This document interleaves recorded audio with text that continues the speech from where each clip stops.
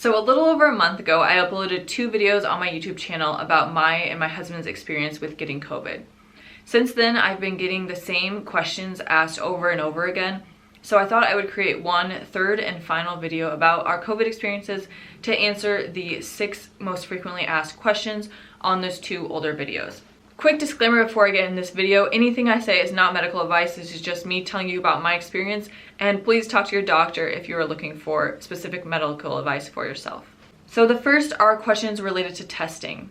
People asked, what day do we get tested, what types of tests do we get, and how long did it take to test negative? So when we first started having symptoms, my husband and I decided to intentionally take 2 different types of tests. So in Iowa, there were 2 different types of tests being administered. There's the PCR test, which is administered by the state of Iowa. There's a multiple day wait to get in, and then it takes a couple days after that to get results, and this test is free, again, administered by the state of Iowa. Then there is the rapid antigen test. This one, I was able to sign up for a slot within an hour of when I decided I wanted to get a test, and I had results within 3 hours of deciding to get a test. This one I did have to pay $100 for, and it's administered by a private company.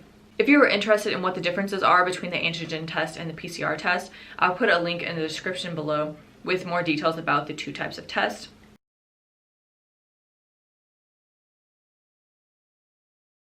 So like I said, I got the rapid test, and I got that on my 2nd day of symptoms, and it came back positive.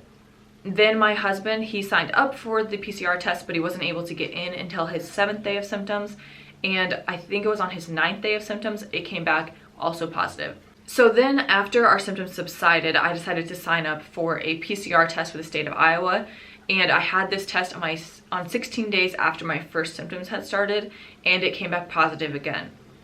So at this time, I had an annual physical coming up. It was 31 days after my first symptoms. So I decided I would go to the annual physical, and I would ask the doctor if she recommended that I get another test, and I test until I test negative, or I stop getting the test.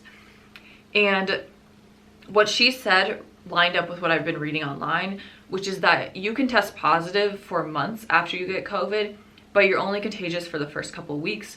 So it doesn't really tell you anything new if you get another test a month or 2 months out and you're still positive.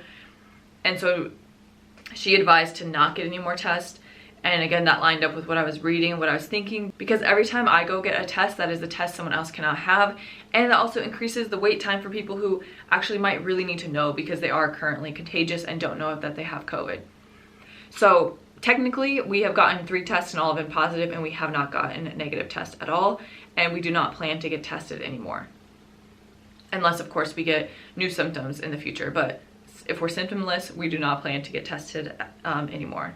So the second set of questions we've been getting asked are related to our dogs.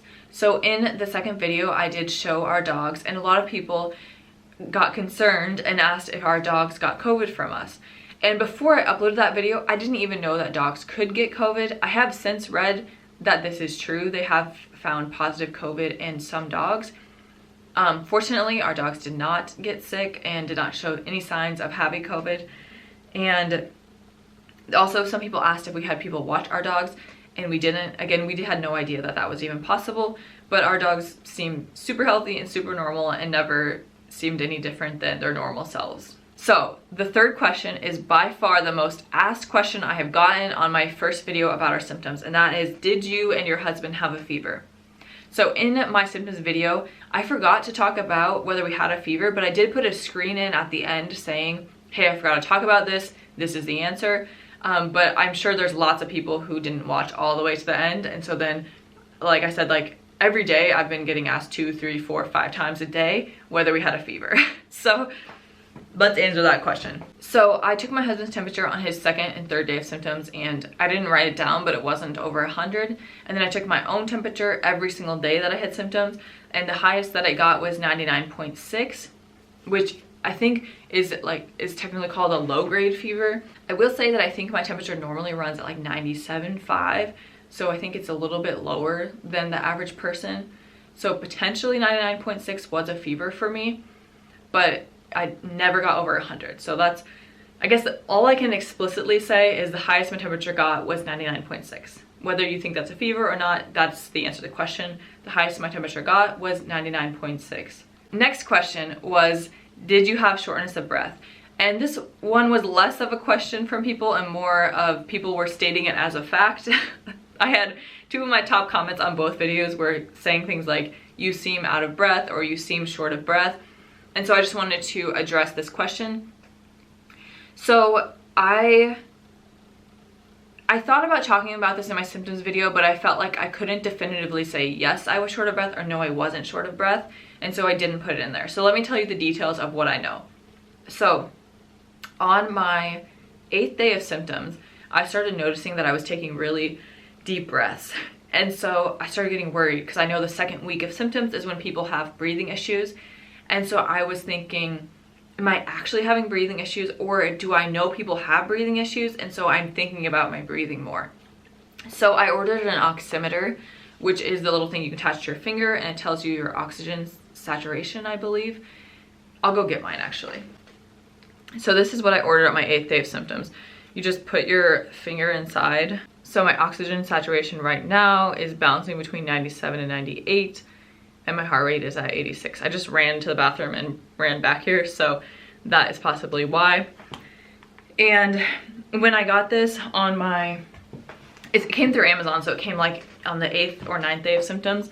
My oxygen saturation was at 100 and I tested the next day, it was at 98. It was between 98 and 100 every day. So that was the best I could come up with for a definitive way to test my oxygen. I will say I did actually like jog around my house to see if I felt out of breath, and I felt fine, I felt normal.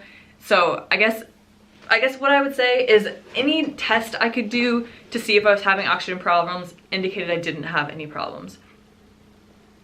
If you guys are interested in getting an oximeter, I will put a link to the one I got on Amazon below.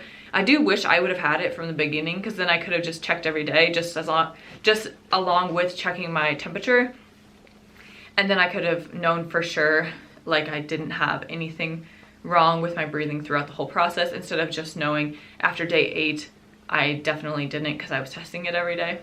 Next question was, have you gotten your smell and taste back? Thank you guys for asking and for wondering.